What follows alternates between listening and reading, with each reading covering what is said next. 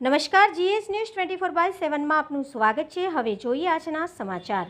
ધોળકા તાલુકાના વેજલકા ગામે વિકાસની સાથે ખેડૂતોને વરસાદી પાણી નિકાલની સમસ્યા। આજરોજ અમદાવાદ જિલ્લાના ધોળકા તાલુકાના વેજલકા ગામે વિકાસના કામે બનેલા એક્સપ્રેસ હાઈવે બનતા વેજલકા તથા આજુબાજુના ગામના વરસાદી પાણી તથા રસ્તાઓની સમસ્યાનો સામનો કરવો પડી રહ્યો હોય વેજલકા ગામના સરપંચશ્રી તથા ગામના આગેવાનો યુવાનો દ્વારા ધોળકા પ્રાંત અધિકારીને વારંવાર રજૂઆતો કરવા છતાં આજરોજ ધોળકા પ્રાંત અધિકારી સાહેબ સ્થળ મુલાકાત લઈ પાણી નિકાલ તથા રસ્તાઓનું નિરાકરણ લાવવાની ખાતરી આપી છે। Reporter Yogirajsinh Barad, Gujarat secure news, Vejalka, Dholka.